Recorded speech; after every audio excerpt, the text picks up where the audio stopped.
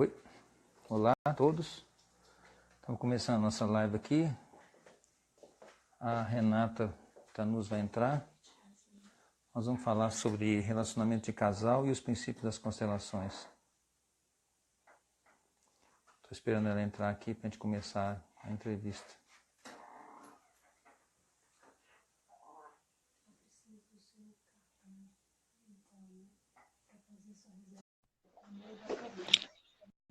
Já estamos ao vivo.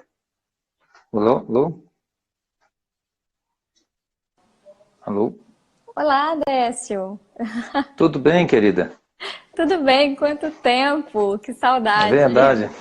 Eu estou tentando achar um lugar aqui que seja mais bem iluminado para a gente poder ficar mais claro aqui. Pode falar. Mas Qual vai tá ser ótimo. a nossa estrutura para as pessoas que Bem, estão nos ouvindo aí? vou contar para vocês então. Primeiro, gente, é que uma live, quando é em dupla, às vezes acontece da conexão cair. Isso é normal. Pode acontecer de dar algum probleminha e a conexão cair. Aí, o que eu peço para vocês é só assim, se cair, volta aqui, porque a gente vai voltar, tá? Como é que vai ser a estrutura? A gente vai ser um bate-papo mesmo, né, Décio? A gente vai conversando um pouquinho sobre constelação. Talvez tem pessoas que estão aqui que não sabem o que é constelação, então acho que se você der uma introduzida vai ser bem legal. E o foco aqui principal vai ser relacionamento de casal. Eu tenho algumas perguntas aqui e quem quiser fazer pergunta ao longo da live é só clicar. Clicar não, aqui não tem um pontinho de interrogação. É só você escrever aqui embaixo, né? Que aí a gente vai lendo as perguntas de vocês, tá? Mas tem que ser a ver com o relacionamento de casal. Certo, Décio? Beleza? Certo. Então eu vou falar um pouco sobre a introdução, né? O que são as constelações? Isso. Antes de Basicamente você elas falar, são... posso só te agradecer primeiro? Só Pois agradecer não. porque ficou faltando.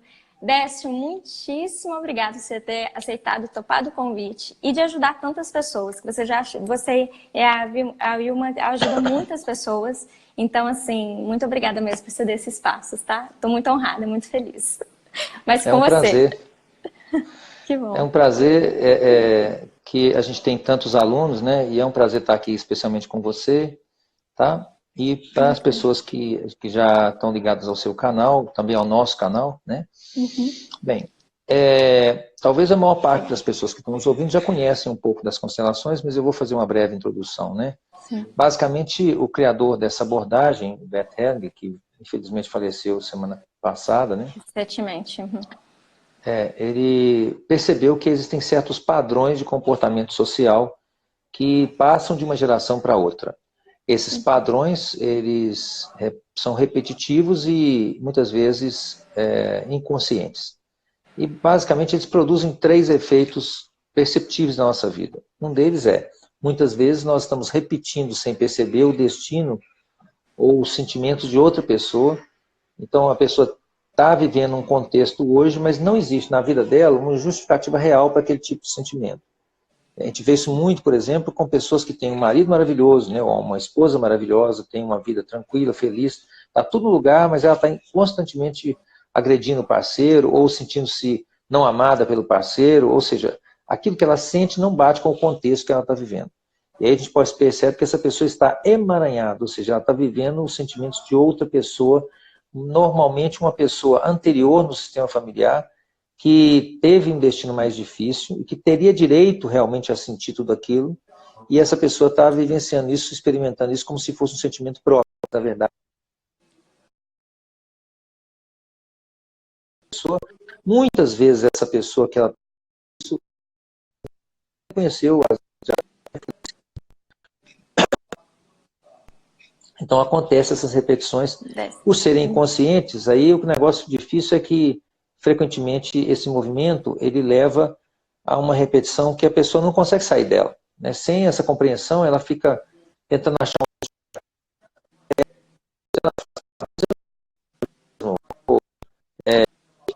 ela fica procurando, explicando o inexplicável. Tá? E o segundo padrão que a gente vê que emerge das constelações é uma tendência das pessoas de se punirem quando elas violam a hierarquia de quem veio antes no sistema. Então, quando as pessoas respeitam os pais, os criticam, os julgam, quase sempre porque os pais fizeram realmente bobagem, porque os pais realmente fazem bobagem, Mas ao fazer isso, devido ao elo de amor profundo que existe entre filhos e pais, essa pessoa termina por repetir aquilo que ela critica nos pais. Então, assim, se, digamos, ela criticou muito o pai porque o pai era mulherengo, tinha outras mulheres. Aí ela casa com um homem que também é mulherengo, e igualzinho. E assim ela mostra a sua lealdade e amor ao pai. O amor... Sentimentos. Então, esse... Décio, eu acho que... frequentemente afeta Você consegue me ouvir? dramaticamente os casais. Parece que tá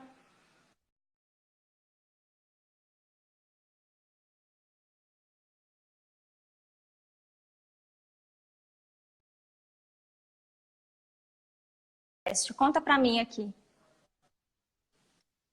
Décio, é que tá travando um pouquinho.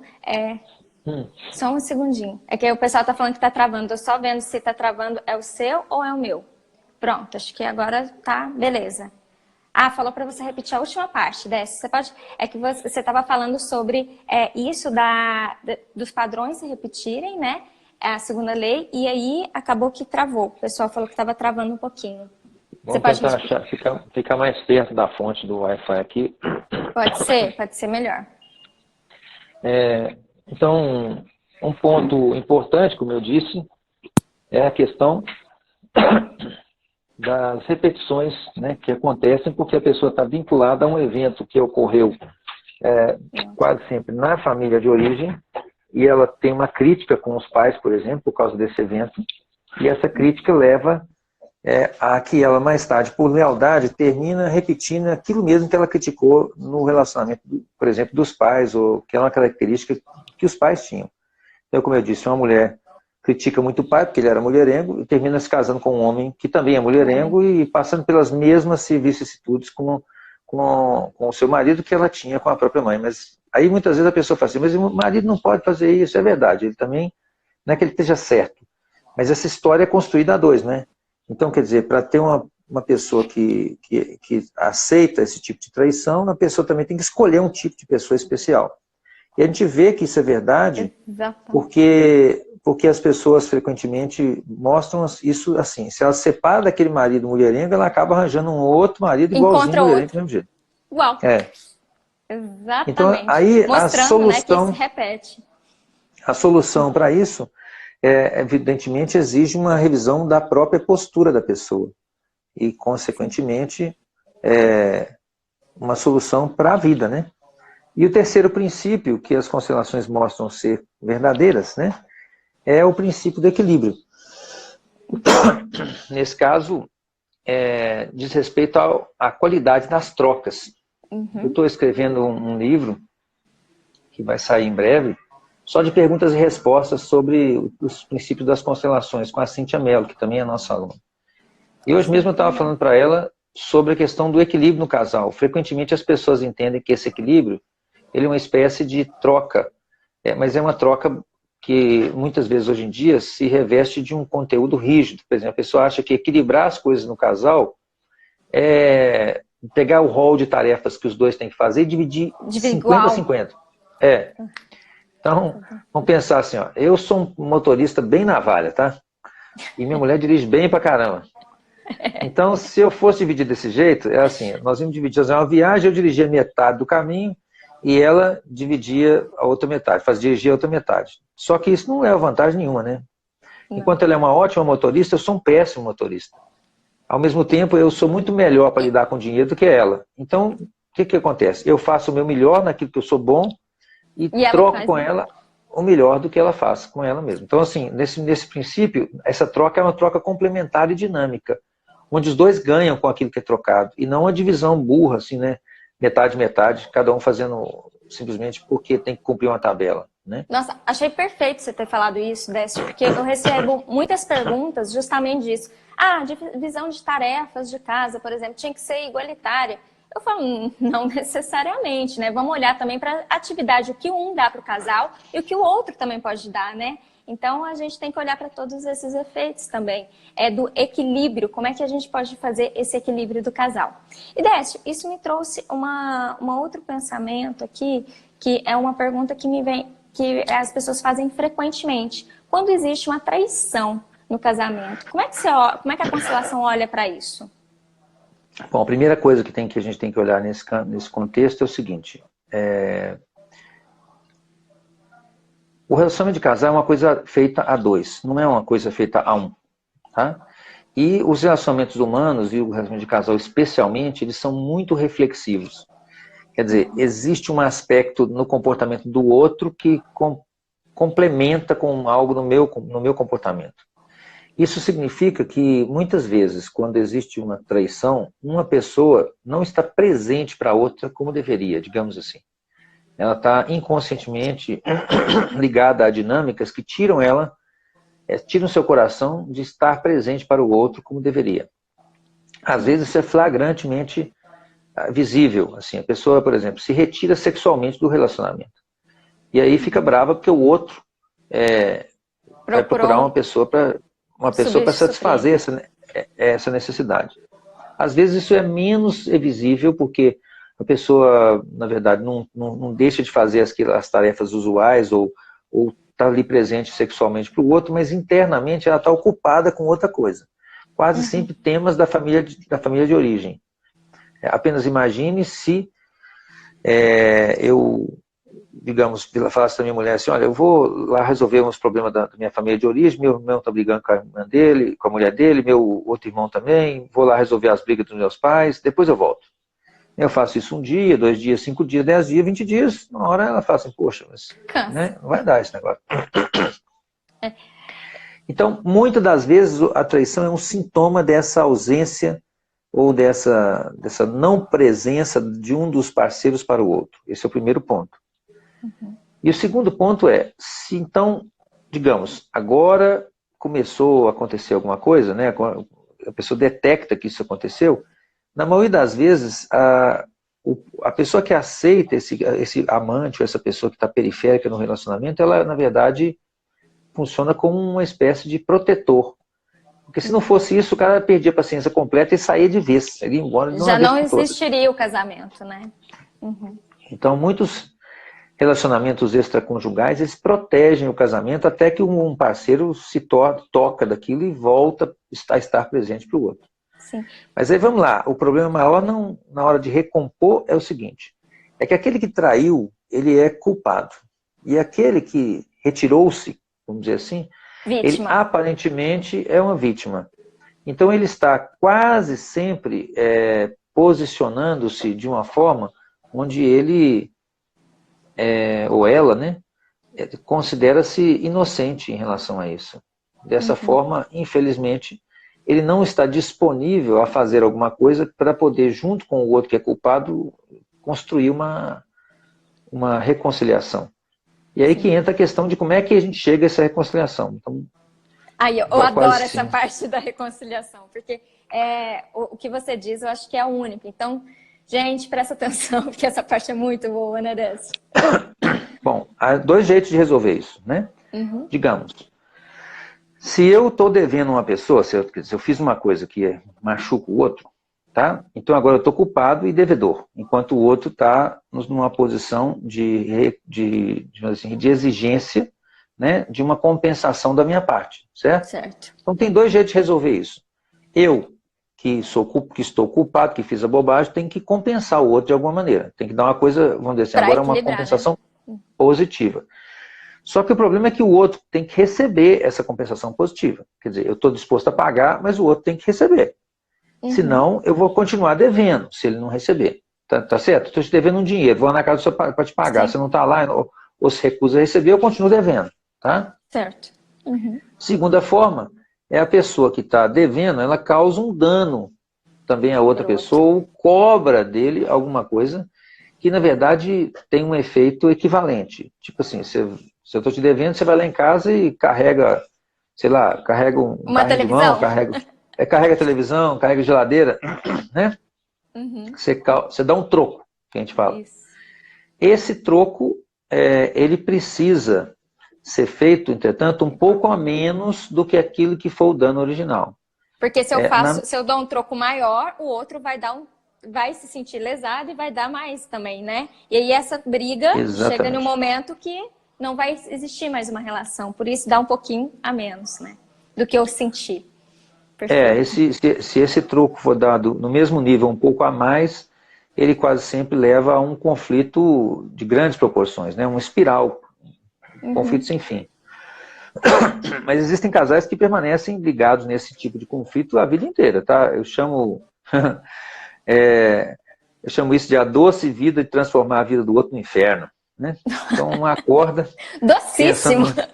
Eu chamo isso de um bombom diário, basicamente. Horrível.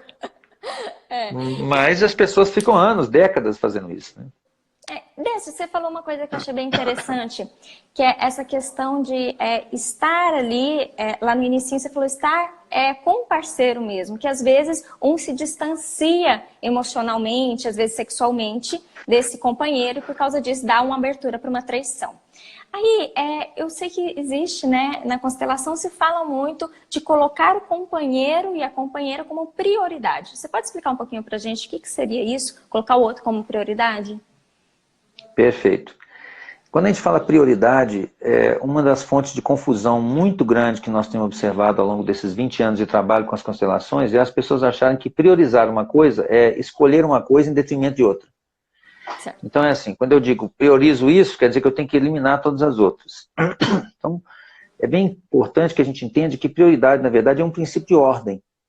Ou seja, significa que primeiro eu faço isso e depois eu faço aquilo. Qual que é a sequência de atendimento? Então, quando nós falamos que o casal precisa ter prioridade, nós estamos dizendo que primeiro o casal precisa atender as necessidades um do outro. E depois as necessidades, digamos, dos filhos que eles têm em comum, depois da família de origem, nessa sequência, nessa ordem. Não significa deixar de fazer uma coisa para fazer outra. Essa é uma pergunta, uma confusão comum que as pessoas têm. Exatamente. Então, se coloca aquilo ali, primeiro se olha ali, né, se resolve com o casal se resolve, e depois atende outras necessidades, que seriam os filhos.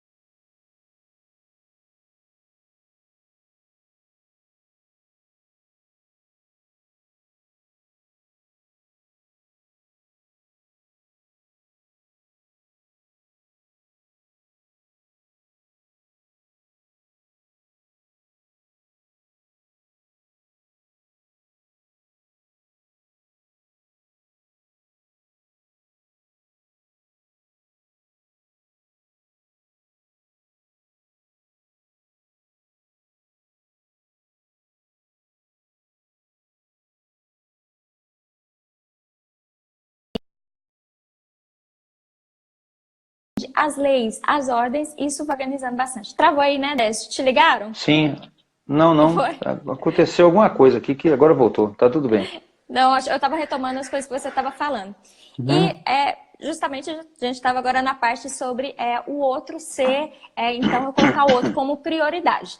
E Décio, tem uma pergunta que me fazem assim, mega frequente, que é, mas a família de origem dele super se intromete, ou a família de origem dela super se intromete. Minha sogra intromete, meu sogro.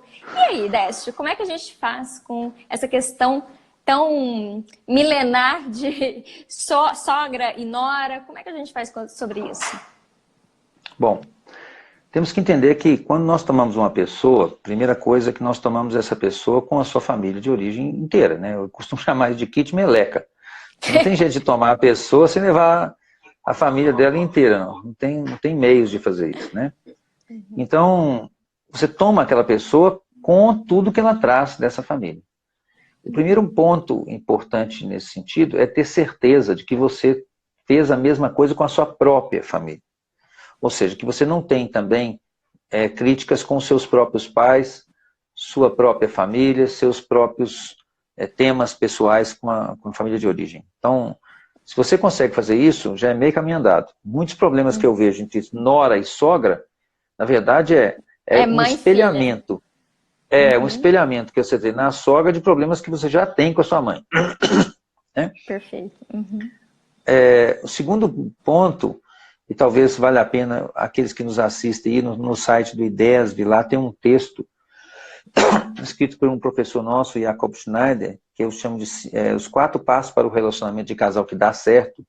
Está no site do Instituto, é constelaçãofamiliar.net.br, tem uma parte lá de texto, vocês vão achar esse texto lá. Ele fala: o segundo movimento é concordar com a família do parceiro do jeito que ela é, sem querer mudá-la, por exemplo, sem tentar reeducar o parceiro ou consertar a sogra, o sogro, etc., do jeito que eles são. Porque daquele jeitinho lá que foi, eles tiveram esse filho que você, ou essa filha que você adora tanto, a ponto de casar com ela. Quer dizer, não pode ser tão ruim assim, tá? Eu costumo dizer que o fruto não cai tão longe da árvore. Então, assim, se você ama o seu companheiro, com certeza os pais dele têm coisas excelentes, porque senão você não amaria, né? Ele não seria quem ele é. Exatamente. Ele é mais a mais é o seguinte, você tem que levar em conta que você está levando a coisa mais valiosa que os pais têm, né? Pensa bem, eles fizeram... O que você faz para o seu filho? Você faz tudo. Você vive a vida inteira, faz todo o esforço, trabalha a vida inteira, dá tudo de bom para ele. Quer dizer, a pessoa leva, quando está levando seu filho, está levando o seu maior tesouro. Mas você não vai ser nem grato. Rapariga leva, né? Poxa. E terceiro passo, que é importante nesse sentido, para que essas coisas fiquem em ordem, né, para impedir essa intromissão, é que o casal tenha em mente que eles não podem deixar de negociar as coisas que vão vigorar dentro do novo relacionamento. Vamos pensar assim, ele, digamos, vem de um lugar, de uma família onde se faz as coisas de um jeito, ela vem de uma família onde se faz as coisas de outro jeito. Não vai dar para conservar tudo na nova relação. Algumas coisas nós vamos ter que deixar para trás. Por exemplo, não vai dar para passar o Natal nas duas casas, vocês entendem como é que funciona isso. Então, um e o outro vão ter que ceder um pouco nas suas maneiras de agir, nos códigos familiares que funcionam ali, para que possa haver harmonia entre o casal. E essa fase é muito difícil, porque quando a gente está nesse movimento, a gente sente que essa deslealdade, digamos assim, uma traição, de não fazer né? na nova família o que se fazia na família de origem, é sentido como uma traição, como uma consciência pesada. Mas quando os parceiros olham para os pais e dizem assim, olha, me abençoem se eu fizer um pouco diferente do que vocês fazem, e ele pode falar isso, inclusive, explicitamente, mas ele tem que fazer isso com postura, quer dizer, não basta falar, ele tem que fazer, isso tem que ter uma ligação no coração, né? Então, quando ele deixa de lado um pouco do jeito de fazer da família de origem, para poder negociar e fazer um jeito novo dentro da relação de casal agora, ele vive isso como uma certa traição. Mas os pais estão de acordo, geralmente, com isso, quando isso é feito com uma postura humilde e centrada. Por quê? Porque eles sabem que é necessário, né? Sim. Mesmo porque, né, Décio, eu penso que se a gente fosse repetir tudo que os nossos pais fizessem, não teria o progresso, não seria mais leve, né, para as próximas gerações, né? Seria sempre pesado. Isso, essa obediência, ela não pode ser cega, né? Na verdade, faz parte da obediência, faz parte do crescimento, essa desobediência, desculpe, né? Não dá para obedecer sempre. Mas essa desobediência precisa ser feita com um respeito muito grande por aquilo que foi feito antes. De tal sorte que as pessoas não sintam, os pais principalmente, que eles estão sendo desonrados pelo filho. Ele tem que sentir que ele respeita, mas tem que fazer um pouquinho diferente, porque ele tem que negociar ali com o parceiro ou com a parceira dele, né? É assim que funciona. E o último passo, né, que faz os casais funcionarem muito bem, é quando eles dizem um para o outro assim, olha, eu tomo tudo que eu trouxe, e eu quero fazer com você algo novo, nosso, a partir desse antigo, para frente, que seja algo que honre tanto aquilo que eu trago, quanto aquilo que você traz, e que nos permita ser felizes e ter um futuro conjunto. Se os pais sentem que os filhos estão bem e felizes, eles não se intrometem, vocês entendem? Porque no fundo, tudo que os pais querem é que os filhos sigam bem. Eles só se intrometem quando eles sentem que aquilo não está bem, ou quando eles não se sentem respeitados. Então, esse é o ponto assim, que fecha essa questão. Acho que essa resposta, essa aí fecha a sua pergunta. Nossa, excelente, Décio. E eu não sei quem está nos assistindo, mas a constelação, ela toca a minha alma mesmo. Quando você vai falando, as coisas vão fazendo tanto sentido que a gente chega a arrepiar. De tão lindo que eu acho que realmente eu respeito muito. A constelação é muito linda. Décio, um outro problema que eu vejo muito frequente, que as seguidoras também falaram, é relacionado a filhos. Tanto, eu recebo mensagem, tanto aqueles que estão com filhos e às vezes ter uma dificuldade ali de administrar o filho, mas acho que tem muito a ver com aquela prioridade, quanto aquelas mulheres ou casais, né, que estão passando por estão passando pela infertilidade. O que você tem para falar sobre isso? Sobre os filhos que vêm desse casal, os que têm essas dificuldades? Peraí, vamos entender. Você está falando de casais que não têm filhos e têm infertilidade, ou você está falando de casais que têm filhos e têm problema com os filhos? Sim, estou falando das duas situações que são as que as pessoas mais me falam. Que têm filhos e têm muita dificuldade de, às vezes, trazer esse companheiro para participar. Foi a pergunta, basicamente, que eu recebi. É que eu coloquei só filhos aqui. E eu recebi também uma outra pergunta que tem a ver com a infertilidade. Que o casal está passando por esse processo. São duas coisas bem diferentes, né? Então, vamos começar pela primeira pergunta. Então é o seguinte. Casais que têm dificuldades com seus filhos porque acham que o outro parceiro não está contribuindo a contento. Ok, não está participando igual. Beleza, tudo bem. A primeira coisa que a gente tem que ver é que, via de regra, os parceiros tendem a reproduzir no relacionamento atual o mesmo padrão que eles aprenderam no relacionamento anterior, com os seus próprios pais. Então, nós temos que olhar como é que funciona lá na família de origem do nosso parceiro. Não é possível que uma pessoa que casa com um sujeito, com um homem assim, que é quase um ogro, que o pai dele é mais ogro ainda, esperar que ele vai ser aquele pai participativo, que ele vai deitar no chão, vai no cinema, não vai ter, né? Eu costumo dizer que foi do nada, foi assim, um dia você abriu o olho e do nada seu marido é um grosso, um pai péssimo. Eu acho que ele já vinha sendo assim há um tempo, né? Então acontece muito isso mesmo. Então, se você casa com um sujeito que é mais recolhido, que vem de uma família onde as pessoas são mais sequinhas, menos expressivas do ponto de vista emocional, querer que ele agora fique um extrovertido da noite para o dia, não vai acontecer, né? Então, compreender isso já diminui um pouco, já baixa um pouco a barra da expectativa, tá? O segundo ponto que eu acho que gera muita confusão aí, que pode ser compreendido, é que os homens não lidam com as crianças da mesma maneira que as mulheres lidam.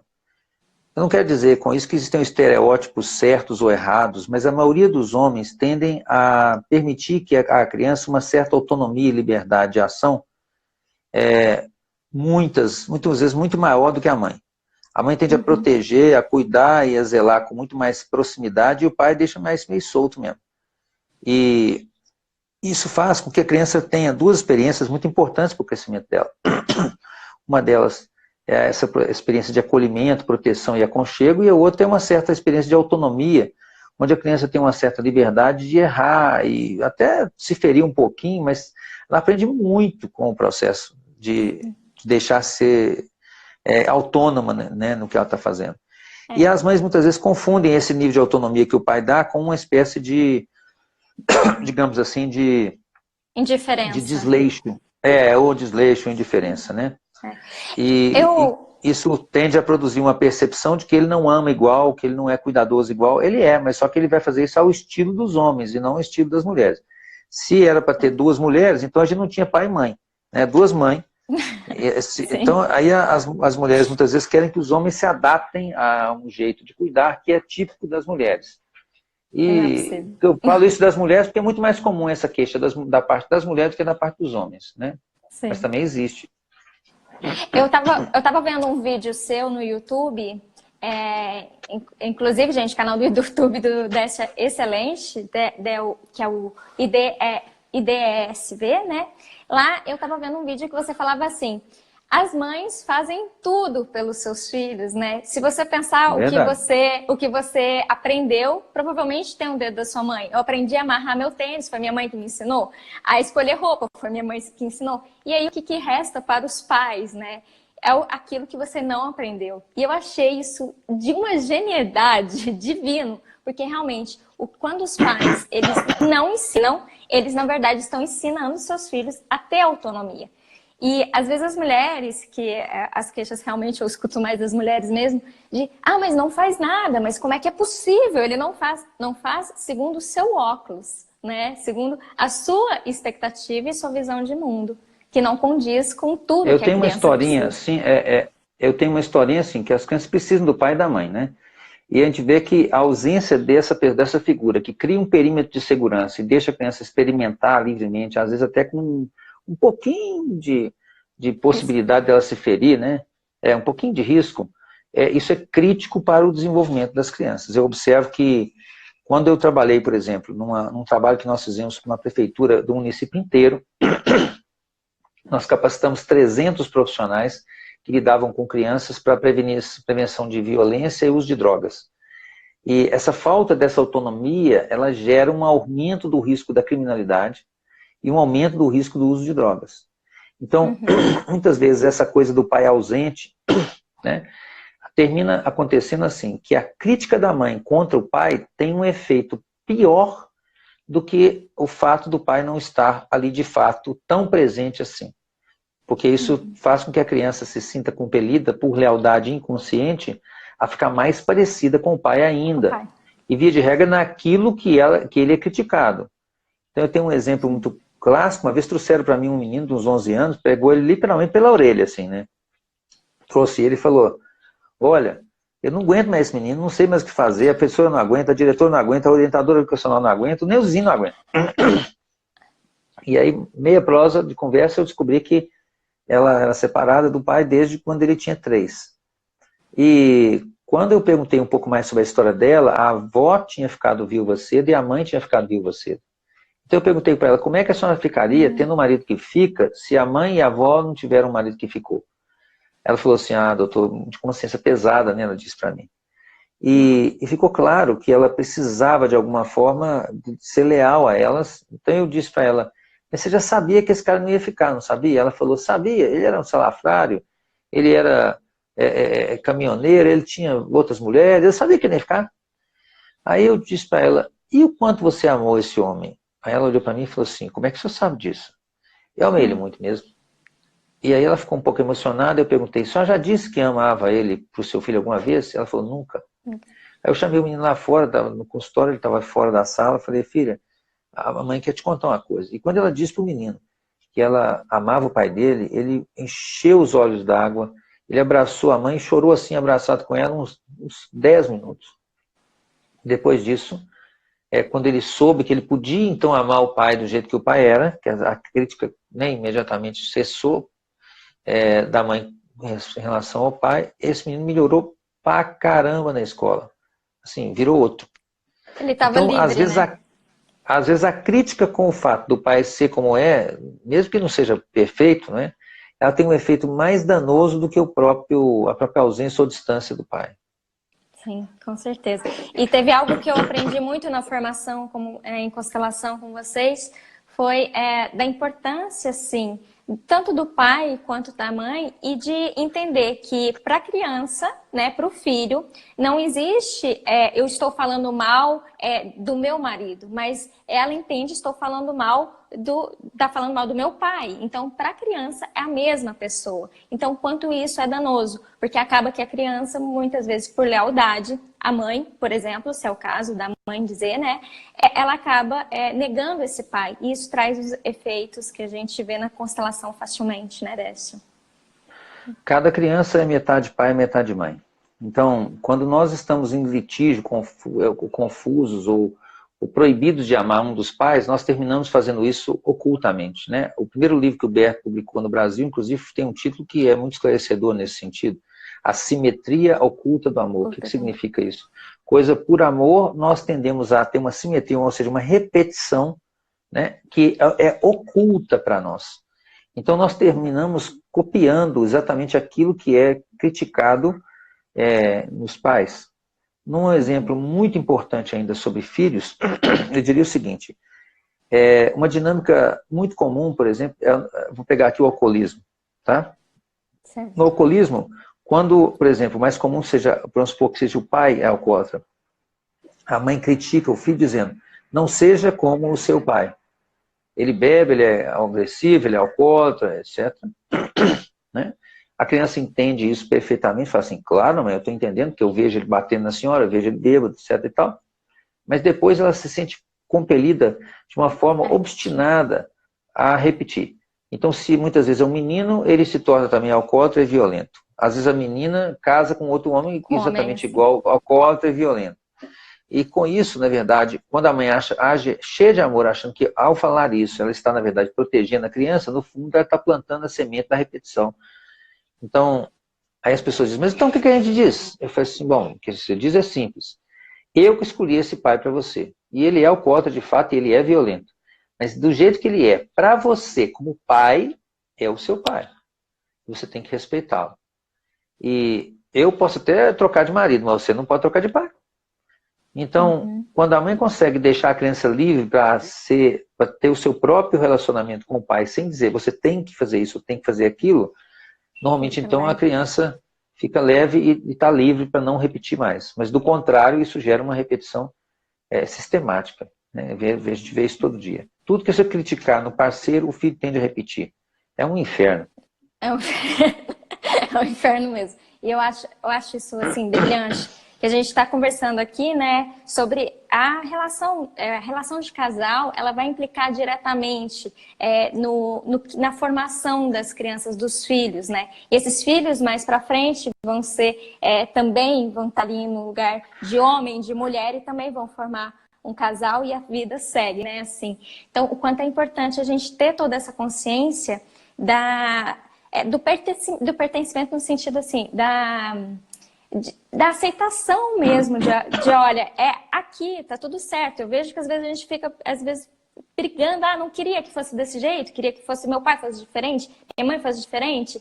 E isso traz efeitos, essa briga, essa revolta toda traz efeitos, talvez imediatos, talvez para as próximas gerações, né? Então a relação do casal, ela é muito importante para a estruturação de filhos.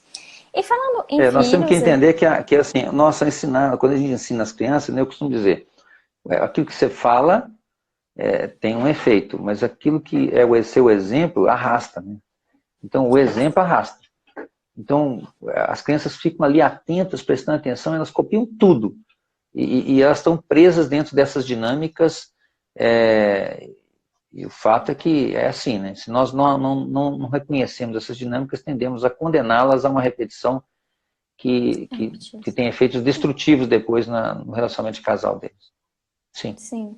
Por isso que olhar para o relacionamento de casal, eu acho que é primordial também, né? Olhar para essas relações importantes. Décio, a outra pergunta que eu te contei é sobre a infertilidade, que é o grande oposto, que seria um casal que gostaria de ter filhos e a gente está vendo isso, não sei bem o porquê, mas agora a gente vê isso muito frequente, da questão da infertilidade. Como é que a constelação vê isso? O que você diria para esses casais?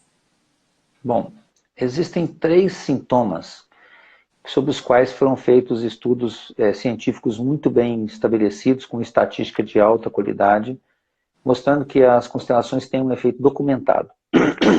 Ou seja, como médico eu posso dizer isso, né? Existem 3 situações médicas que as constelações documentadamente podem ter um efeito benéfico de maneira clara. Uma é insônia, a outra que você falou é crônica e a terceira é infertilidade de causa desconhecida.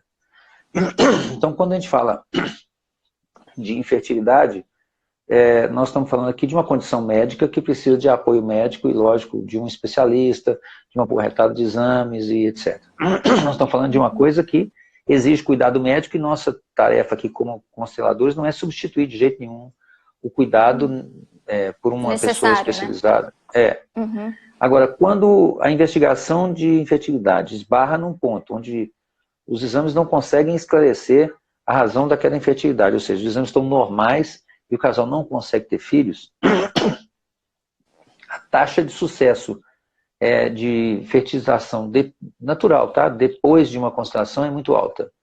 Eu não me lembro de cabeça, mas eu tenho esse estudo arquivado no meu computador, depois a gente pode disponibilizar, inclusive aqui, de outra forma, lá no canal do Telegram do Instituto, ou mesmo... Eu falo com a Sandra. E o fato é que esse estudo existe e realmente tem um efeito considerável. O que nós observamos nesses casos, que tivemos êxito em muitos deles, é que muitas vezes está ligado a uma espécie de conflito entre um dos parceiros ou ambos com um dos pais na família de origem. Eu tive um caso muito assim, tocante em Brasília, onde a moça tinha um conflito violento com o pai. Na constelação, ela reconciliou com ele de uma maneira muito linda e muito profunda. Ela entendeu muitas coisas que aconteceram na família de origem, que o pai era daquele jeito, etc. e tal. E depois ela voltou para mostrar o Constelino, né, o filhinho dela, que nasceu daí. E as contas dela disseram para nós o seguinte, que ela engravidou desse menino na noite da constelação, né? Então, alguma coisa mágica aconteceu ali. Eu não sei explicar esse fenômeno, não sei explicar porque isso acontece, mas a estatística está aí, o paper, né, o relatório da pesquisa científica que foi feito está disponível, então, mesmo que a gente não saiba por que funciona, né? Eu estou vendo aqui uma pessoa perguntando sobre fertilizações in vitro, né? E outros sistemas de fertilização que envolvem, não muitas vezes, embriões congelados. Nós temos uma larga experiência com isso, e o ponto importante aí é que muitas vezes não são contados, né? Então, assim, a pessoa faz lá, sei lá, 8, 10, 12 fertilizações e não contam. Conta só a criança que sobrevive. Então aí tem muitas coisas que nós podemos né? falar para as pessoas a respeito disso. Então, o primeiro ponto é que quando um casal perde uma criança, é como se eles perdessem um pedacinho deles. Então isso produz uma dor para um e para outro que é perceptível e é verificável emocionalmente. E muitas vezes, por causa disso, depois que eles perdem, eles sentem uma certa desconforto um com o outro se eles não conseguem fazer luto juntos. E eu digo juntos, pelas crianças que falecem. E isso, é lógico, inclui as crianças que foram perdidas na fertilização in vitro. Eu já vi muitos casais se separarem depois disso, porque a dor correspondente é muito grande, intensa, que eles não conseguem mais encarar um ao outro, né? Então, em outras situações que a gente vê, é que isso tem um efeito sobre a ordem dos filhos que sobrevivem. Então, aquela criança que sobreviveu não é a primeira, ela é a oitava, né? Isso tem que ser dito para ela, porque isso tem um efeito na vida dela. E tem então, que ser reconhecido. seria como quando tem um aborto, né? Quando tem um aborto natural, ou não, né? Aquela criança é contada. Quando tem uma fertilização, aquele que não né? Aquele embrião que não veio, né? Veio à vida, mas por um curto espaço de tempo, vamos dizer assim, ele também é contado, tanto quanto. Sim, ele é contado. E um caso especial, né, que nós tivemos algumas situações que nós não sabemos como lidar, é o caso das pessoas que têm embriões in vitro que não implantaram e não decidiram, congelados que não decidiram implantar. Não sabemos como lidar com isso. Muitas vezes traz problemas no relacionamento de casal também. Um caso especial que eu gostaria de contar aqui, e que muito nos afetou quando a gente teve contato com ele, foi o caso de uma cliente que estava sendo vítima de violência doméstica muito intensa. Esse caso não é um cliente nosso, é uma cliente de uma aluna nossa, que nos contou isso de uma maneira muito emocionada, inclusive, porque se tratava, inclusive, de uma amiga dela, onde eles fizeram uma série de fertilizações e depois, um dia lá numa briga, que ela brigou com o marido, ela resolveu parar de pagar a conservação dos embriões em geladeira, né? Tem que pagar lá um boleto para manter o congelamento. E ela estava com raiva dele. Ela falou, também vou descartar esses embriões. E ela parou de pagar, né, o boleto lá da clínica. E, lógico, que, de uma certa maneira, seria mantê-los vivos, né? Mantê-los vivos. Não era mais possível. E aí, eles morreram, né? E depois disso, o marido, ela não contou isso para o marido. No mês subsequente, ele começou a espancá-la. E ela não sai do relacionamento e continua deixando ele espancar ela todo dia, como se ela sentisse que ela precisa apanhar porque ela matou as crianças, vamos dizer assim. Né? Então, isso prova que o fato de que ele, inclusive, não sabe do que aconteceu e ela permanece, né, nesse relacionamento doentio, desse jeito, exatamente porque existe um elo de amor profundo e que isso prova de muitas maneiras para nós que realmente as crianças que são concebidas in vitro, elas pertencem e são sentidas dentro da família como pertencentes. Não dá para tratar isso Fingir como que uma não coisa é de menor nada, né? importância. Não dá para tratar isso como uma coisa de menor importância, né? Eu me lembro uma vez numa constelação que eu estava participando na época quando eu estava sendo aluna, que era sobre isso, os embriões congelados. Eu me lembro sobre isso, que teve, é bem impactante. Décio, a gente falou sobre, acho que abordamos vários assuntos, né? Agora, Eu gostaria de falar aqui sobre, por exemplo, alguém perguntou aqui, um casal homoafetivo que cria de uma criança que foi concebida por fertilização in vitro, né? Ah, legal. A primeira coisa que é importante saber é que se você cria uma criança, isso não te torna pai ou mãe dela de verdade, né? Você pode ser um pai adotivo, né? Digamos assim. É importante lembrar que a criança tem uma lealdade muito profunda aos pais verdadeiros. E que se nós vamos cuidar dela, temos que ter em mente essa conexão profunda com os pais verdadeiros, mesmo que ela não conheça. Então, honrar e respeitar uma criança é honrar nela seus pais, mesmo que a gente não os conheça. Então, eu tenho por mim que os casos onde uma criança é cuidada por uma outra família não são nada diferente de uma adoção convencional em todos os sentidos, tá? Então, ter uma criança que foi concebida por uma fertilização in vitro com o sêmen de um homem, por exemplo, o pai ainda está presente na criança da mesma forma. E esse pai ou mãe precisa ser respeitado na criança. Ou seja, tudo aquilo que a criança manifesta, que é para nós uma evidência de que ela ama os seus pais, deve ser respeitado. É tão visível assim, né?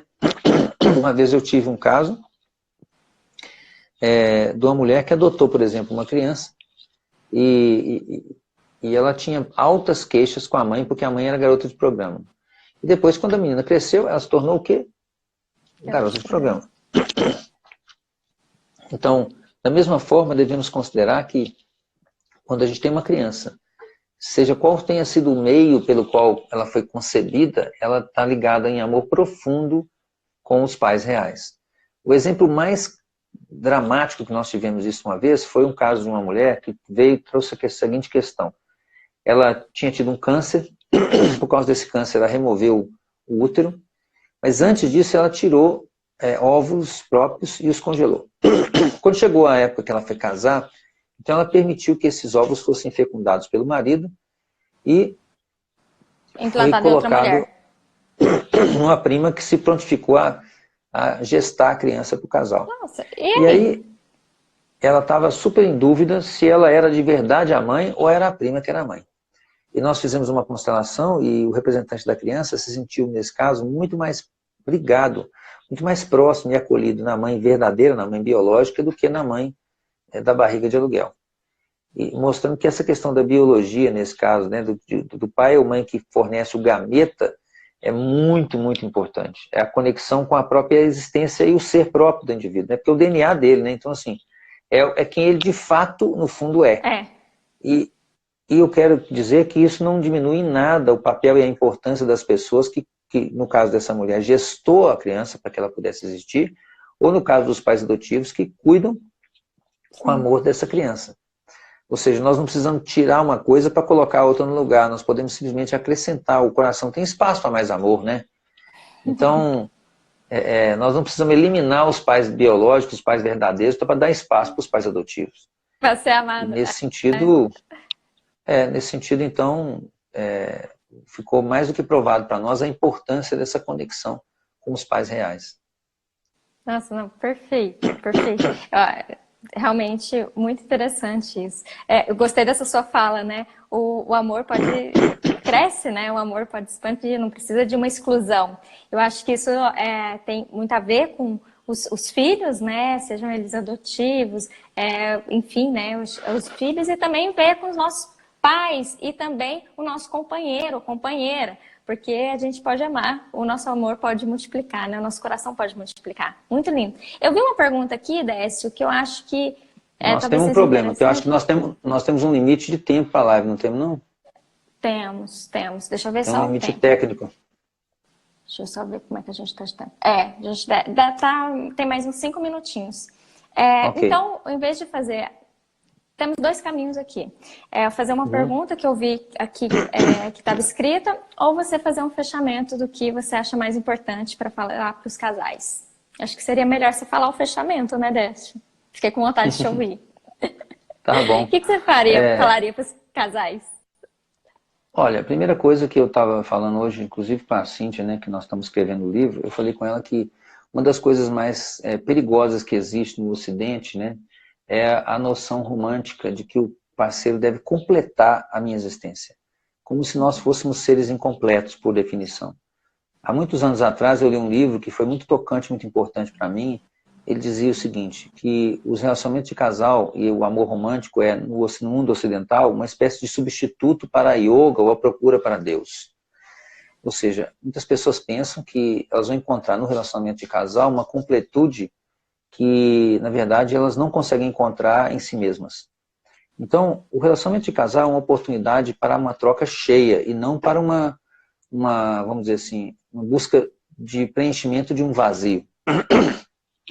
Sendo assim, a primeira coisa que teria que ser levada em consideração é que nós não podemos esperar receber do parceiro aquilo que nós, na verdade, não conseguimos, no mínimo, reconhecer em nós mesmos.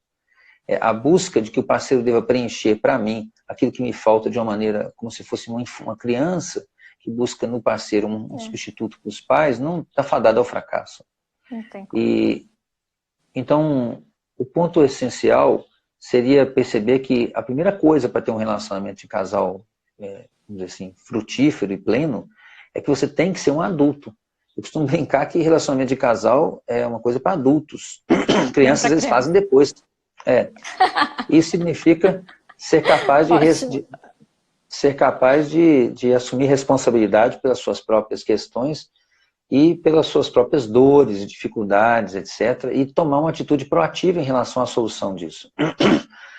Mas, infelizmente, o que a gente vê muitas vezes é uma espécie de responsabilização do parceiro, de uma forma que tudo que dá errado fica sendo a culpa do outro, né?